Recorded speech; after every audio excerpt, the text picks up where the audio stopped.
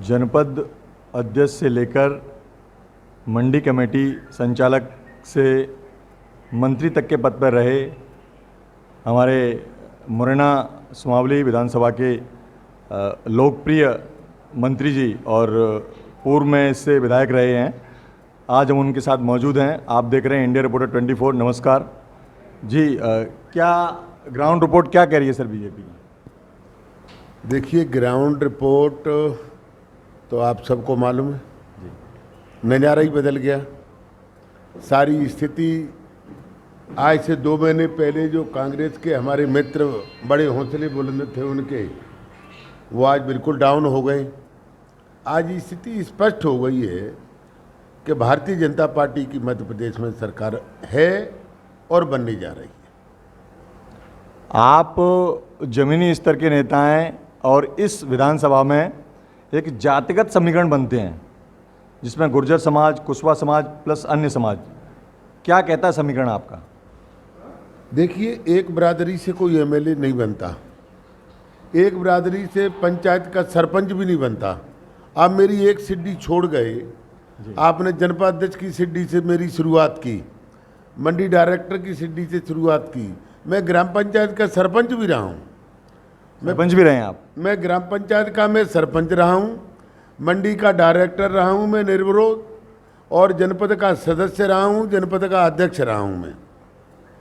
और 4 बार सुमावली क्षेत्र की जनता के आशीर्वाद से, सभी समाज की जनता के आशीर्वाद से, एक समाज से कोई एमएलए नहीं बनता, एक समाज से कोई सरपंच नहीं बनता, सभी समाज के आशीर्वाद से मैं एमएलए रहा था और एमएलए बनने जा रहा हूं। मुझे पूरा विश्वास है।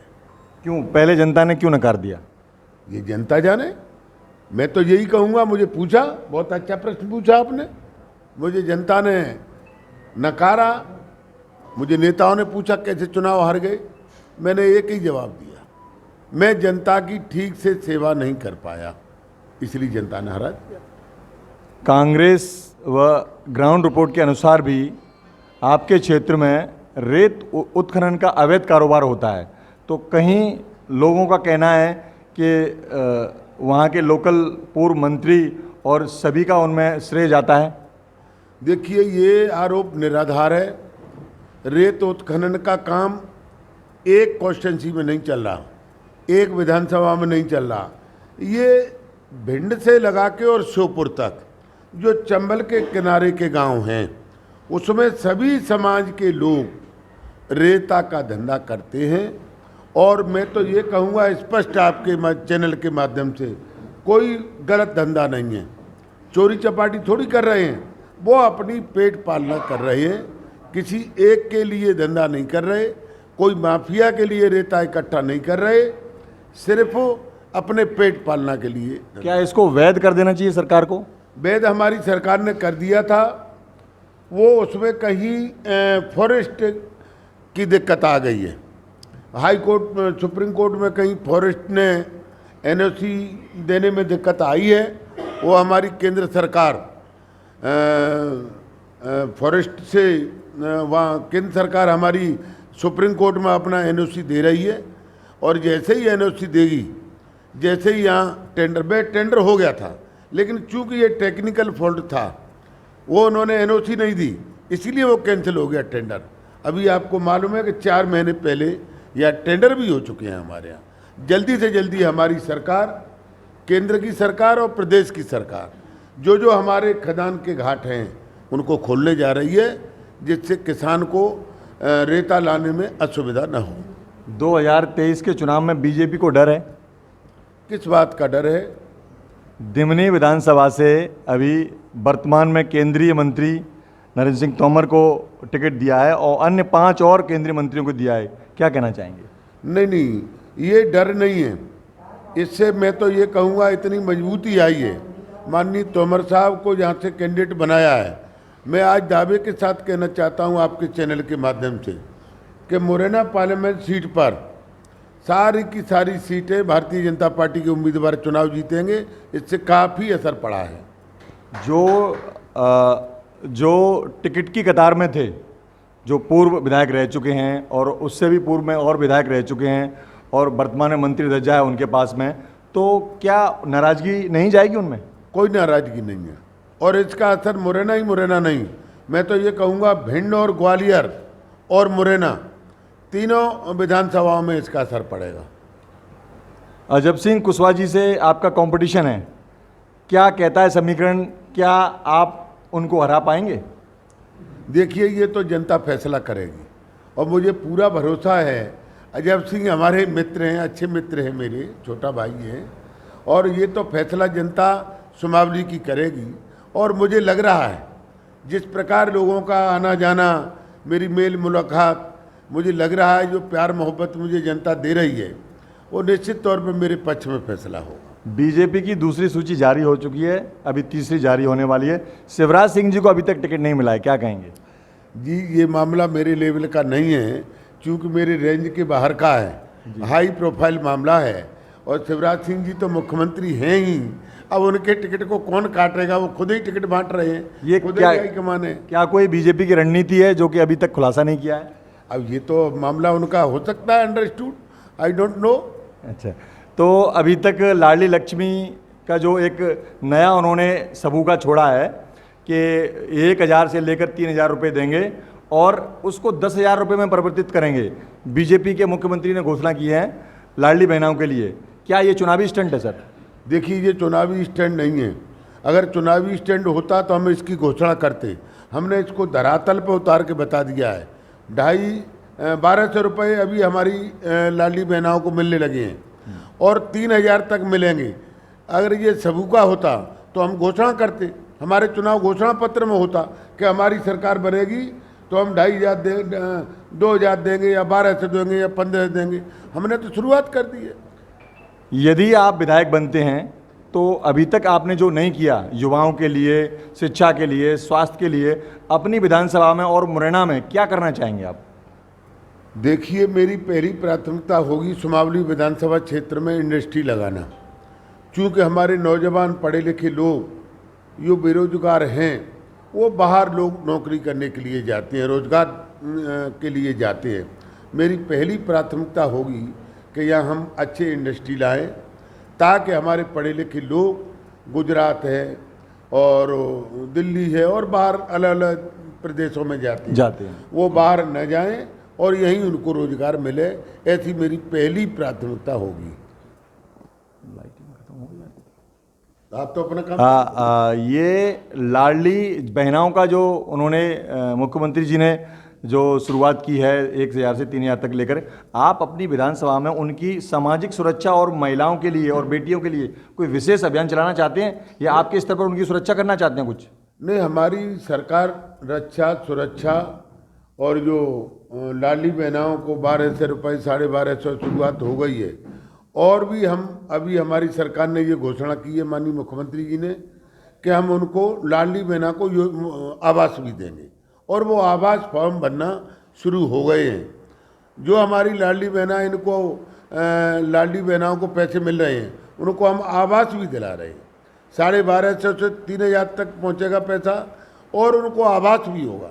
उनको हर महीने 3,000 रुपये मिलेंगे और फ्री में आवास मिलेगा।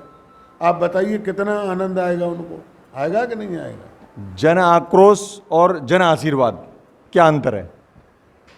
देखिए, जन आक्रोश किस बात का आक्रोश, काय के लिए कांग्रेस सरकार निकाल रही है?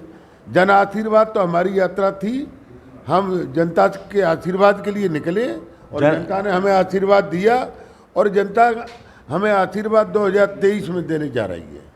जन आक्रोश ये है कि आपकी सरकार अच्छा काम नहीं कर रही है, महिलाओं पर अत्याचार हो रहे हैं, और शिक्षा और रोजगार के लिए काम नहीं है।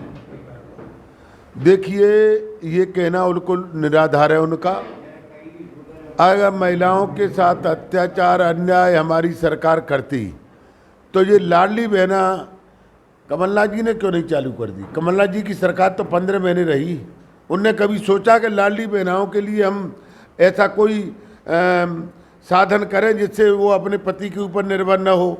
कईयों के लोग पति तो ऐसे हैं कि महिलाओं को खर्चा दे देते हैं, लेकिन कईयों के पति जब पत्नी उनसे पैसे मांगती हैं तो वो नाराज और होती हैं। नाराज इन द सेंस कि भाई किसी के पास तो पैसा होता है, किसी के पास और नहीं किसी के पास नहीं होगा तो नाराज होगा। इसलिए उन्होंने आत्मनिर्भरता के लिए माननीय मुख्यमंत्री ने ये कदम उठाया है, ये बहुत सराहनीय है। इसकी प्रशंसा पूरे प्रदेश में ही नहीं, पूरे हिंदुस्तान में इसकी प्रशंसा हो रही है और इसका लोग अनुसरण करेंगे। आप देख लेना, अन्य प्रदेशों में ये योजना लागू होगी।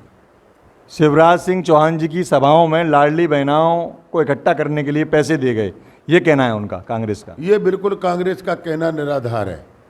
बहना तो बेचारी अपने आप आ रही है, जब उनको मालूम हो कि हमारा भैया आ रहा है तो अपने भाई के लिए, अपने भाई के पास अपनी फरियाद करने के लिए कौन नहीं जाएगा। हर बहन अपने भाई के पास जाती है और जो बहन उनके पास जाती है वो अपनी बहन की पूरी फरियाद पूरी करते हैं और पूरी मदद करते हैं। एक अंतिम सवाल है, अभी अंतिम दौर में बाकी है अभी लिस्ट जारी होना, और सिंधिया जी के कारण कांग्रेस की सरकार पलट गई। 22 विधायकों को उन्होंने अपने खेमे में लेकर के बीजेपी को समर्थन दे दिया। क्या कहेंगे सर इसके बारे में? नहीं, वो तो सबके सामने की बात है। सिंधिया जी ने अब कोई अपने स्वार्थ में सरकार तो गिराई नहीं थी।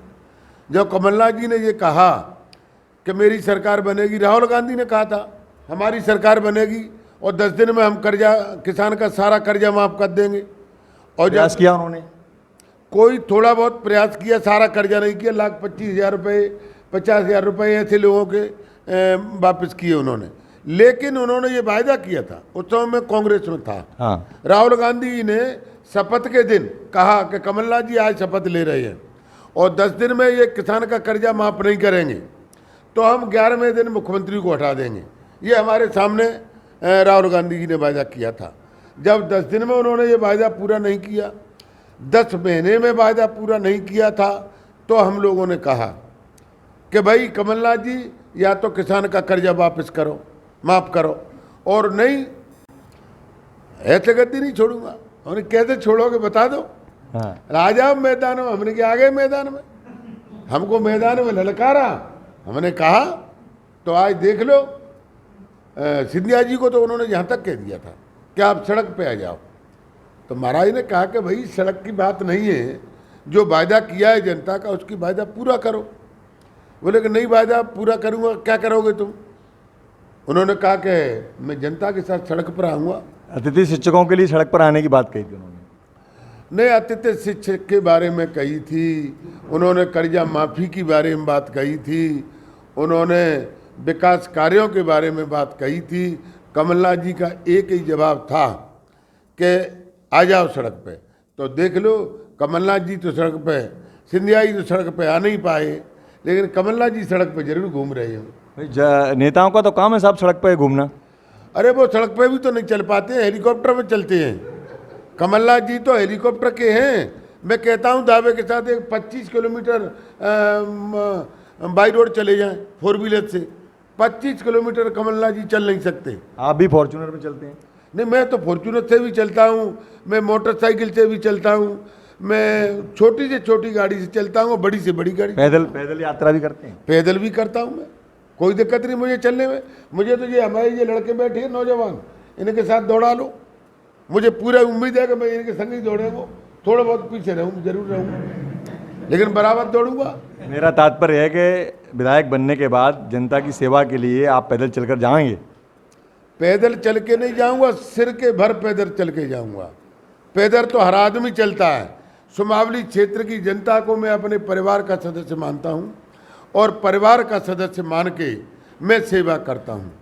मैं एज ए जनता नहीं समझता इनको, ये मेरे परिवार के सदस्य हैं, जो मेरे बुजुर्ग हैं, मेरे संरक्षक हैं, मेरे नौजवान साथी भाई हैं, मेरे सहयोगी हैं। मैं हर का जैसा जिसका होता है सम्मान करता हूँ। ये थे हमारे साथ बीजेपी के कद्दावर नेता एल सिंह कंसाना जी। नमस्कार, जय हिंद। ऐसे गद्दी नहीं छोड़ूंगा। हमने कैसे छोड़ोगे बता दो। हाँ, राजा मैदान में, हमने क्या आ गए मैदान में, हमको मैदान में ललकारा।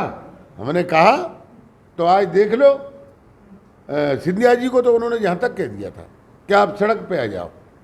तो महाराज ने कहा कि भाई सड़क की बात नहीं है, जो वायदा किया है जनता का उसकी वायदा पूरा करो। बोले कि नहीं वायदा पूरा करूँगा, क्या करोगे तुम? उन्होंने कहा कि मैं जनता के साथ सड़क पर आऊँगा।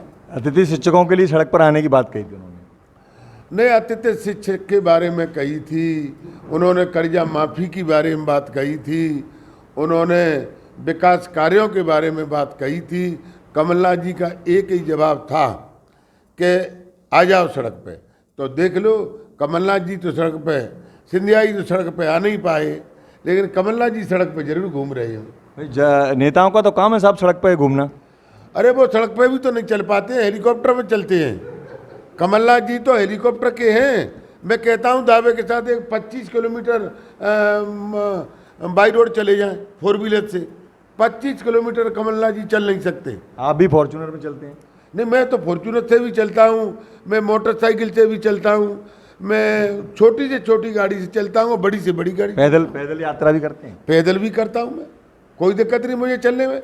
मुझे तो ये हमारे ये लड़के बैठे हैं नौजवान, इनके साथ दौड़ा लो, मुझे पूरा उम्मीद है कि मैं इनके संग ही दौड़ेंगे। थोड़ा बहुत पीछे रहूँ, जरूर रहूँगा, लेकिन बराबर दौड़ूंगा। मेरा तात्पर्य है कि विधायक बनने के बाद जनता की सेवा के लिए आप पैदल चलकर जाएंगे?